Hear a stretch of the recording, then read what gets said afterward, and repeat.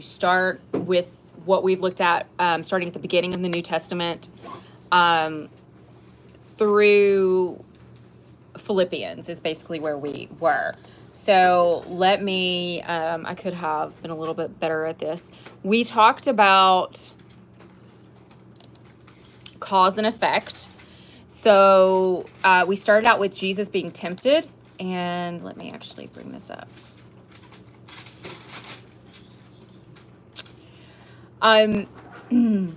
So make sure that you understand what those... Okay. So for example, Jesus being led by the Spirit into the wilderness to be tempted by the devil was a cause. The effect was that he had to fast for 40 days and 40 nights. You have this worksheet, or you should have it back. It's up there in the graded folder stuff if you haven't received it back and would like to. Okay, next we talked about conflict types. Okay, if you will remember, there are, is that up there? Yeah. There are four main conflict types. We have a character versus character, or character versus self. Okay, so that's an internal conflict. And then the three external conflicts are going to be character versus another character, character versus nature, and character versus society.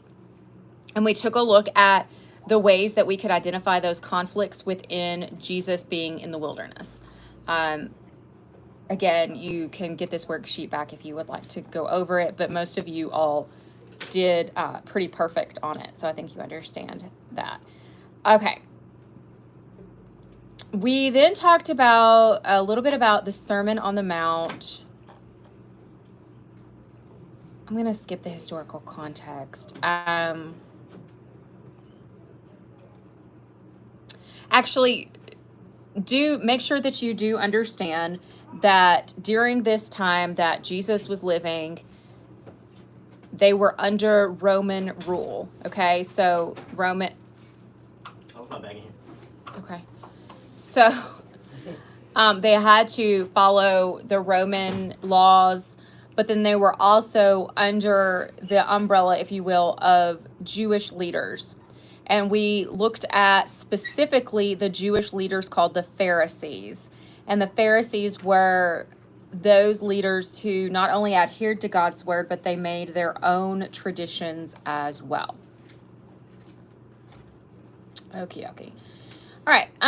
Then we talked about sinners in the hand of an angry God. Now, I do want to spend a little bit of time on this because when I looked at some of your answers when you were supposed to analyze the tone of sinners versus the Beatitudes, I think some of you all perhaps missed the mark a little bit.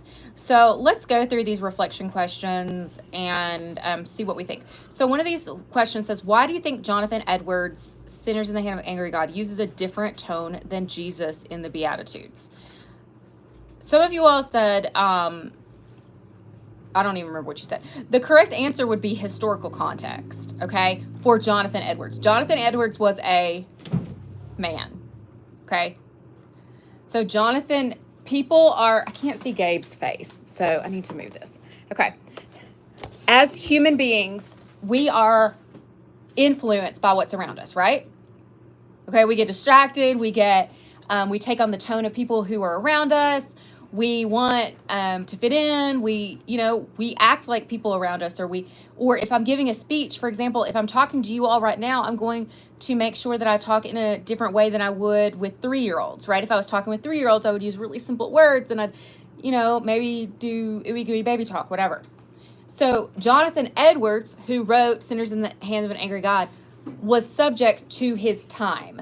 Now, who remembers kind of what time period he lived in? Just give me random years if you can't remember. Yeah, late 1600s. Okay, so during that time period, we see that they are the people. We have puritanical beliefs, meaning people are very rigid, very strict, very not merciful. Grace and mercy are not something that they want, that's in their lives. So why do you think Jonathan Edwards had the tone that he had? so he could reach those people, right?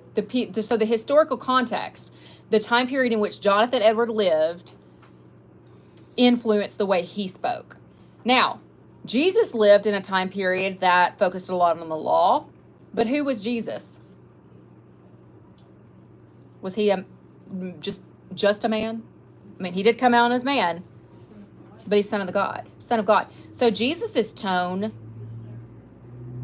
wouldn't have been influenced necessarily by the people, right? He just used the tone that would embody him, okay? So it didn't have that influence that Jonathan Edwards would have had. Okay. Number 2, what would have been his goal? How does the tone help to achieve that? So Jonathan Edwards, if you remember, he used very harsh tone. He used scare tactics, right? He talked about God dangling us over the pit of fire. He wanted to scare people into believing, right? Yes. Thank you. Yes. So using scary imagery would help to do that. Did Jesus try to scare people into believing, especially on the Sermon on the Mount? No.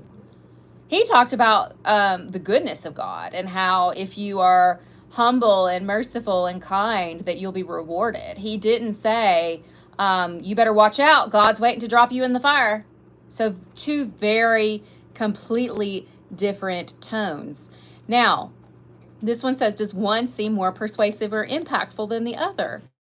Some of you, now this was an opinion thing, so this is totally up to you.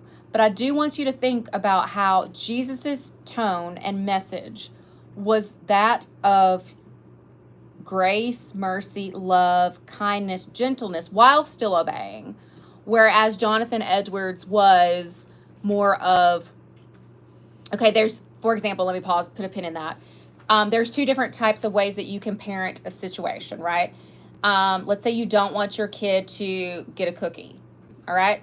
You can say, if you stick your hand in the cookie jar, I'm spanking you, okay? Or you can say, let's wait to have a cookie right now. You can have one tomorrow. Let's go get an orange to eat, right? They're the same message, basically, but one focuses on, if you do this, you get punished, while one focuses on, let's enjoy what's going on right now and divert our attention a little while, right? So Jesus is talking about, let's enjoy what's going on. Even if you're mourning, you will rejoice. Let's talk about that. Whereas Jonathan Edwards says, put your hand in the cookie jar, you're going to be dropped into fire, right? Okay. So, all right, I will stop talking about that for a second. We had a discussion. We talked about the events leading up to the crucifixion.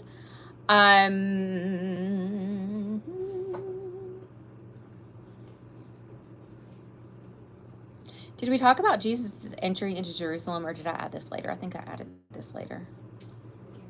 Yeah, you're like, yeah, later.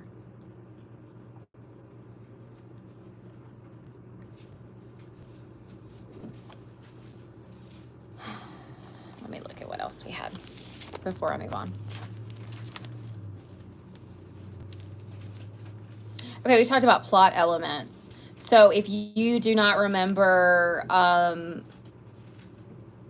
the way that we draw out the plot of a story, then you might want to review that. We start out with something called exposition. Anybody remember that word, exposition? Wasn't that like the mountain thing? Yes, plot mountain, exactly. So exposition is that background information that doesn't necessarily move the plot line forward, but gives you information so that you understand what's going on. Then we have either conflict or inciting incident, and then we have that rise up the plot mountain, right? And that's called the rising action. Then we have either the peak or the climax, and that's when like everything in the conflict is right coming to a head. We're just, Jesus is being crucified, and then we have the falling action and the resolution. So like the things that happened after Jesus was crucified. We talked about that a little bit. Okay. We also, I hate that we didn't have more time to talk about this, but we had those testing days and everything like that, so we had to move along quickly. We talked about Tacitus, if you will remember. And Tacitus, I'll put his Let me open up a tab and I can write his name out here if you need it spelled. We won't have many questions about him. But no, we talked about how Tacitus was a historian. And he wrote, I know when he lived, when he read. He wrote around 100 AD, okay? And we talked about what that meant. AD is going to be, literally, it means in the year of our Lord, but if you want to think about it after death, that's fine. That's not technically what it means. 0 on the timeline is about 0 to 3 is about when Jesus was born, right? So then if we're going up, then that means Tacitus wrote about 100 years after the birth of Christ. So he was a historian that was very near to the events of Christ. But we talked about how he wrote about how early Christians were persecuted. Okay, that is the main thing with Tacitus. Early Christian persecution. And this was by a man named, anybody remember who persecuted the Christians? Who the Roman emperor? Nero? Yes, Nero. Okay, so Tacitus wrote in detailed historical description. Remember, Tacitus is there seeing this happen, so that would be a primary source. Just to throw that out there, he is seeing this happen where Christians' heads were used as a way to light the streets, or Christians' bodies were used as a way to light the street. Like, he was seeing all of this horrible things that Christians were going through. Now, the point that I made with this was how these Christians were people who may have even walked alongside Christ, right? And how that helps us to affirm the fact that Christ actually did those miracles and he actually rose from the dead, because these first century Christians were willing to die for him, and how unlikely it would be that masses and masses of people would be willing to die for something that was simply a story like Pinocchio. I don't know too many people who are willing to be lit on fire because they love the story of Pinocchio, right? Okay, so Tacitus was a historian. Now, let's move on. Then we talked about Paul. I let you all keep those viewing guides. If you want to get those out for me, if you have them, that would be amazing. We'll go over some of the key points that I would like to talk about in there.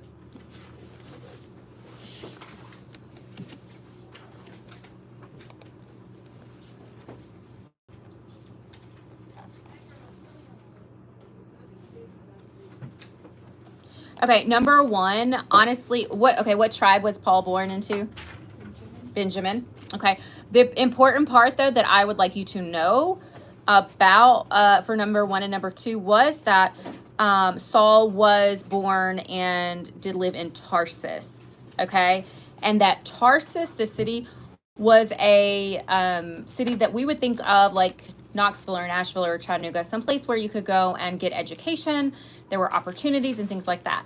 And Paul did get an education. So, did I not have a blank here? Okay, number three talks about Gamaliel.